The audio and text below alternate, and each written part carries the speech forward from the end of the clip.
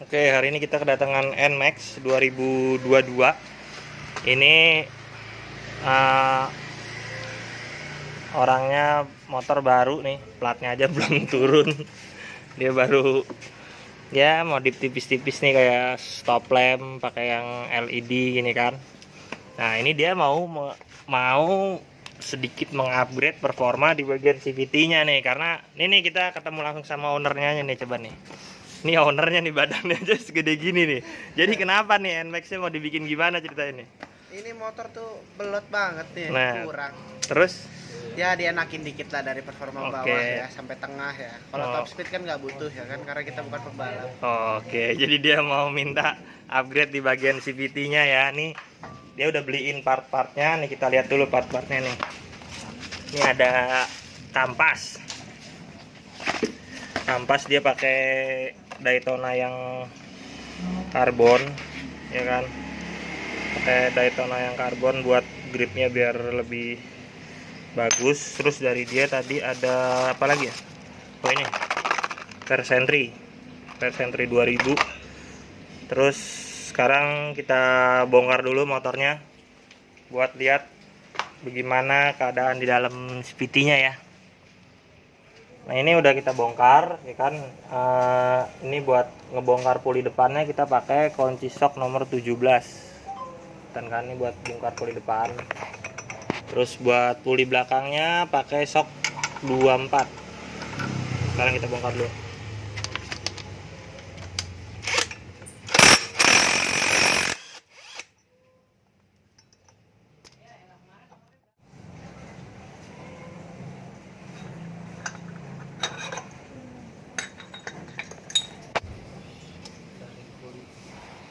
Ini buat NMAX yang baru, ternyata di belakang sininya nih ada ring puli. Tadi dia di belakang sini posisinya nih, ya kan. Jadi dia dari posisi di belakang itu udah ditaruh ring puli. Terus bosannya juga sama kayak kurang lebih sama Aerox. Ini roller masih standar nih, bawaan pabriknya. Kita timbang roller standarnya NMAX tuh berapa. Oke, nih sekarang kita timbang nih. Tadi roller standarnya NMAX dipakai 13 ya, 13 rata semua. Ini bakal kita turunin, nanti kita cari kita punya sisa stok roller berapa di situ, karena ini mau yang minim budget. Jadi kita bongkar puli belakangnya juga lagi buat ngeliat isi dalamnya kayak gimana.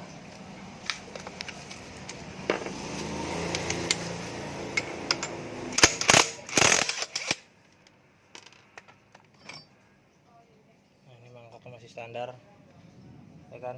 Nanti request dari ownernya ini minta dilubang-lubangin kan, untuk dia biar lebih gripnya lebih bagus juga, sekaligus buat jadi ventilasi supaya hawa dari luar bisa masuk ke dalam lebih banyak gitu.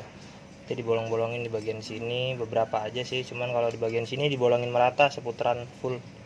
Nanti kita bolongin dulu ya. Terus ini dalamnya pulinya gede belakang. Nah, ini kampasnya mau diganti pakai yang karbon ya kan. Jadi perbedaannya tuh dia punya ini panjang kampasnya tuh lebih lebar gitu, kelihatan nggak sih ya kan. Ini kan cuma sampai sini, kalau yang karbon perbedaannya sedikit lebih lebar. Dia untuk grip ke mangkoknya ini dia bisa jadi lebih banyak yang napak, lebih begitu kan. Oke, ini sekarang kita lanjut ke proses ngebolong-bolongin mangkoknya dulu. Nah, ini kita lagi di proses ngebolongin mangkoknya. Ini kita pakai mata bor ukuran 6, kurang lebih jadi lubangnya segede gini nih. Nih, jadi lubangnya segede gini.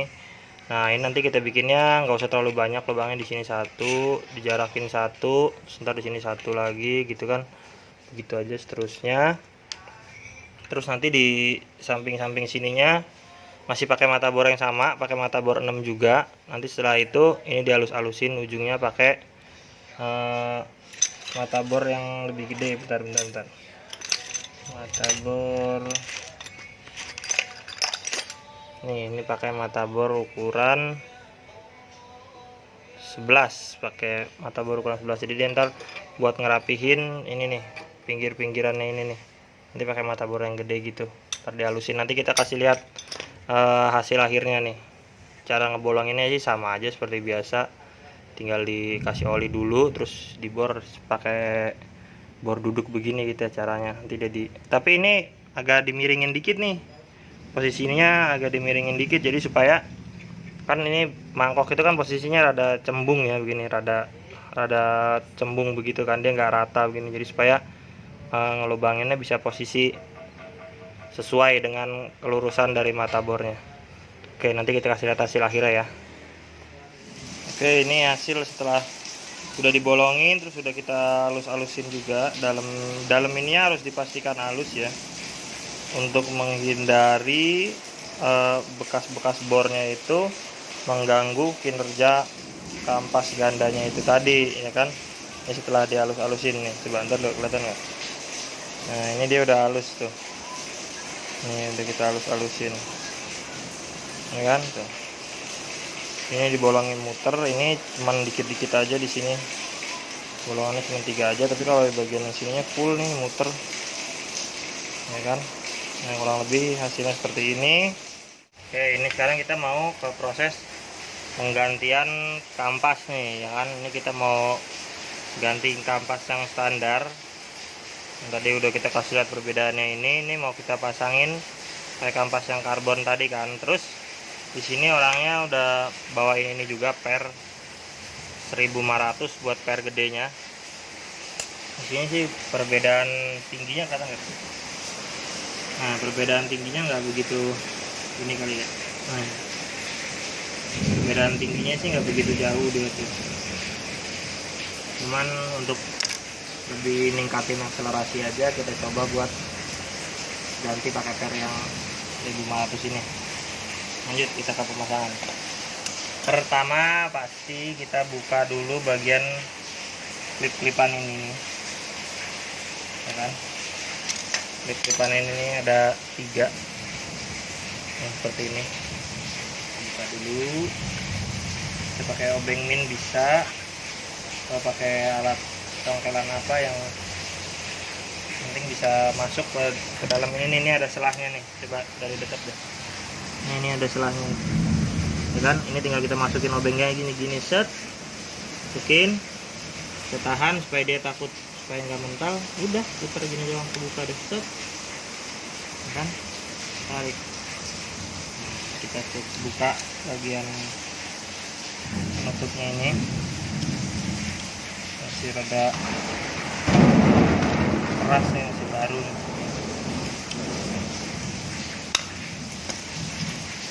Kita buka.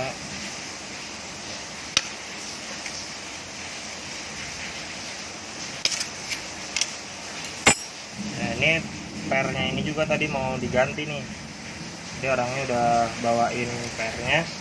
Oke, ini pernya udah kita bawain yang 2000 rpm. Ini kita buka dulu. Bukanya sih gampang, tinggal dicongkel gini aja.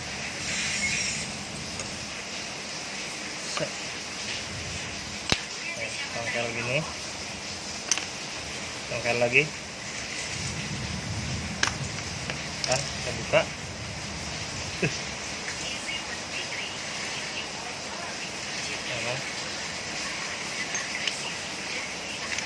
Buka tiga-tiganya,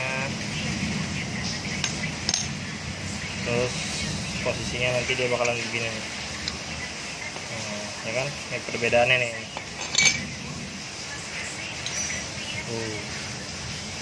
Kelihatan nggak? Ya kan, perbedaan tapaknya ini lumayan panjang nih jaraknya nih. Ini kan yang napak di bagian sini ya kan, yang satu lagi napaknya di bagian sini tuh. Lumayan ada berapa mili nih perbedaannya kan. Nah, ini sebelum dipasang, di bagian ketiga tiang asnya ini nih, as yang masuk ke dalam tampasnya ini kita kasih pelumas dulu, gemuk.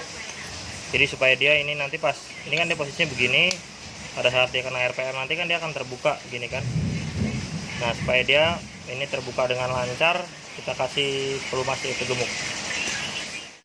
Kasih gemuk, nggak usah terlalu banyak, yang penting dia ada di sini untuk melumasi begitu ya kan. Gemuk, kita tinggal pasang gini aja kan. Ini ada karet-karetnya, ini bikin sampai mentok ke karetnya. Set, bikin lagi sama di ketiga kampasnya begitu kan. Bikin lagi, ini juga bikin. Nah kan cara kerja dia nanti pas ini muter, ini kan dia begini kan di dalam CVT nya. Nah pas dia berputar gini, set, ini kan dia kebuka, posisi kampas ini akan naik begini. Ini posisi kampas ini ntar akan naik, set. Nah inilah kenapa asnya ini perlu kita berikan pelumas, jadi supaya dia kan bergerak, supaya dia nggak seret gitu. Selanjutnya kita pasang per yang 2000. Sebenarnya sih ini agak terlalu keras ya per 2000 ini kalau menurut saya, cuman karena ini request dari ownernya jadi kita pasangin aja. Dia emang requestnya minta motor itu ngegerung gitu, di bagian RPM bawahnya motornya ngegerung, jadi supaya bawahnya juga sedikit lebih responsif gitu, karena ya mengingat bobot ownernya emang lumayan gede, kalau nggak salah 100 kiloan deh bobotnya, jadi requestnya dia memang kayak gitu. Tapi sih kalau buat yang dipakai harian atau pengen kirian yang sama seperti ini, nggak terlalu dianjurkan sih buat pakai per sentri ukuran yang 2000 ini. Sebenarnya pakai yang standar pun udah cukup mampu untuk jadi enak gitu kan. Pakai per ininya yang 1500, pakai per ininya udah 1500, dia udah cukup enak. Cuman ini kita pasangin di sini di motor ini karena memang request dari ownernya gitu ya. Nah kita pasang aja. Ini setelah terpasang, ini udah terpasang, jadi sebenarnya mau dikasih sedikit penjelasan ini kenapa sih ini ada ukuran 1500, ada ukuran 2000 rpm gitu kan. Nah jadi cara kerja per ini itu kan menahan supaya kampas ini saling tertutup, artinya dia dan mangkok nggak bersentuhan saat ini saling ketarik sama pernya gitu kan.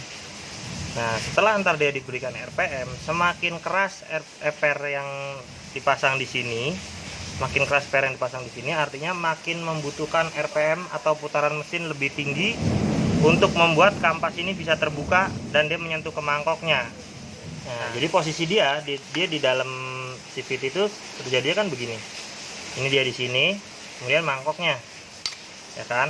Mangkok ini berkaitan dengan as puli belakang, ini berkaitan dengan ini bagian sliding shaft, ini yang berhubungan dengan mesin. Nah apabila ini berputar di RPM tertentu, dia akan tidak saling bersentuhan, artinya bebas.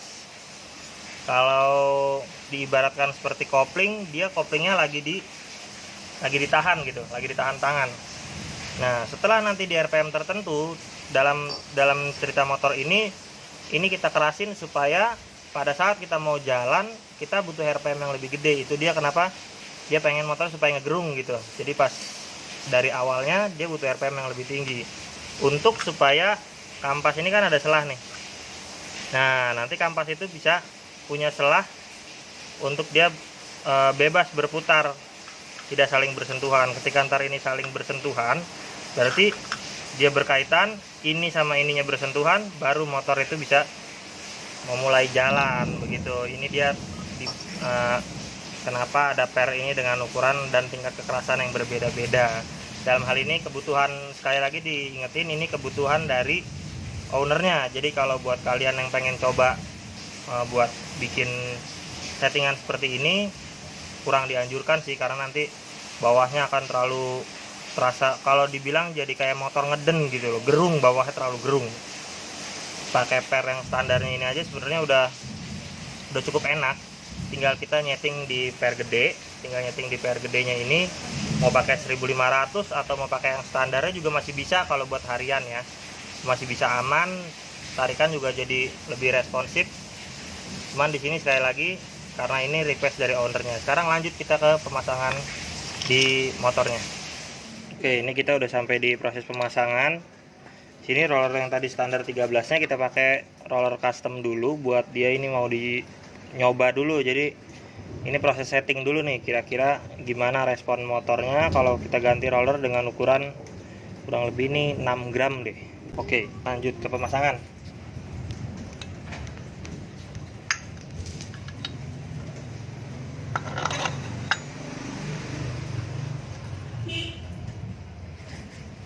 Oh iya, lupa tadi kasih tahu kalau ini jalur roller belum ada yang dikerok sama sekali. Jadi masih puli standar, terus derajatnya juga masih standar bawaan pabrik, belum ada yang dirubah-rubah.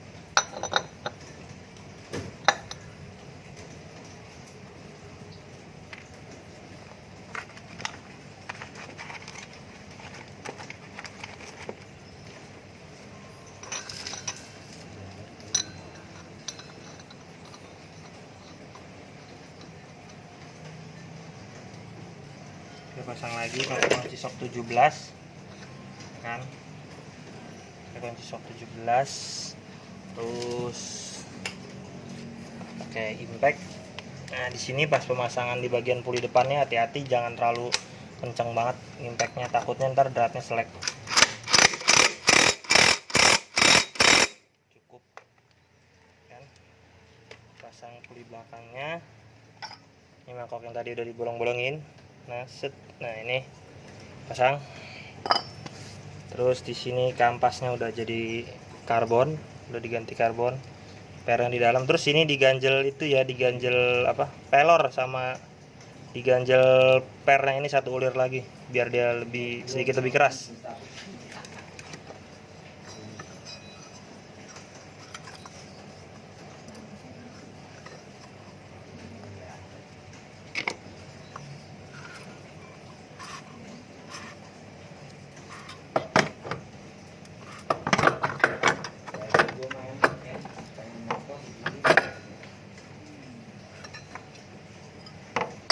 Mangkok, terus yang dibaut,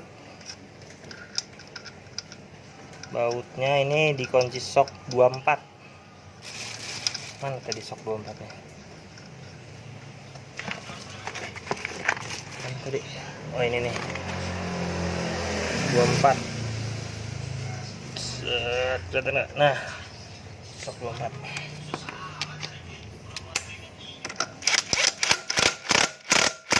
Cukup untuk proses pemasangan setting ini. Cupnya tetap kita pasang, tapi di sini cuma kita pakai baut 3 aja dulu karena ini baru proses masang setting gitu. Jadi mau coba dulu, nanti akan dibongkar lagi buat hasil akhirnya udah kurang atau gimana, biar kita kasih ownernya nyobain dulu.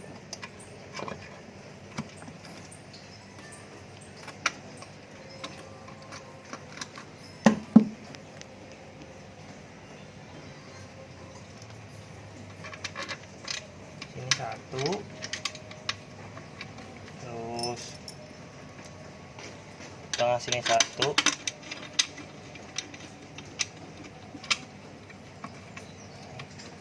sama di belakang satu, T8.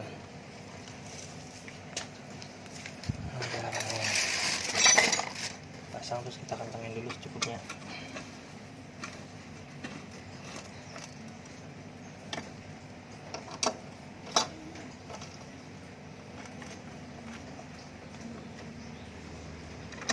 Nah ini sekarang udah kepasang 3 bautnya. Sekarang kita coba tes hidup.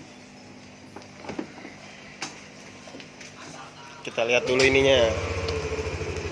Kalau sepedo mah Kilometernya masih berapa? rendah. Kilometer. Oh ini trip, salah. Motor baru. Kilometer sih. Ini baru 113 kilo. Ntar kita cobain dulu.